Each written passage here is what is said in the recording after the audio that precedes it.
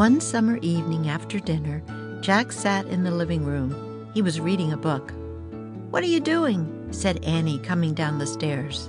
"Reading about llamas in the Andes Mountains," Jack said. "Learning good stuff?" asked Annie.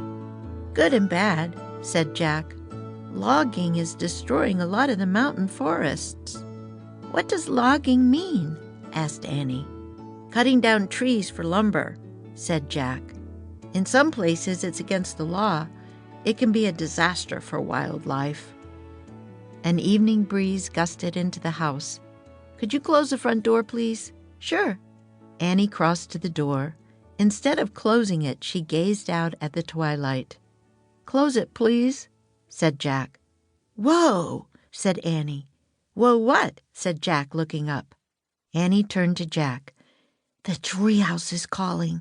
It said, 'Come to me, come.'" "You're making that up," said Jack. "Sort of. It didn't say words.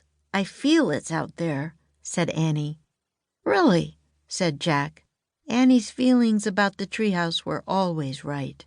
"Let's go check," said Annie. 10 minutes. 14, said Jack, standing up. "It takes 7 minutes to go there and 7 minutes to come back." "Got it," said Annie. She called out, "Mom, Dad, can Jack and I go out for 14 minutes before it's totally dark?" 14 no more, their dad called back. "Come on," Jack said to Annie. He and Annie pulled on hoodies and slipped out the front door. They ran across their yard. "Wait, wait," said Jack, stopping. "I forgot my backpack." "Leave it," said Annie, pulling him along. "We only have 14 minutes." Jack sighed and kept going. In the last light of day, he and Annie ran up the sidewalk. The first star of the night shone in the sky. A few cars passed them. Dogs barked from their yards. Soon Jack and Annie came to the Frog Creek woods. They hurried between the quiet, familiar trees to the tallest oak. Jack saw the treehouse against the dusky sky. "Good work," he said to Annie. Then he grabbed the rope ladder and started up. Annie followed. Jack and Annie climbed inside the treehouse and looked around. In the fading light, they saw 2 books on the floor. Beside each book was a pencil. "2 books," said Jack. Morgan always gave them only 1 book to guide them on their journeys. Jack and Annie each picked up a book. They read a single word on both covers, Yosemite. "Yosemite?" said Annie. Jack laughed. "No, it's pronounced Yosemite," he said. "Yosemite." "What is that?" asked Annie.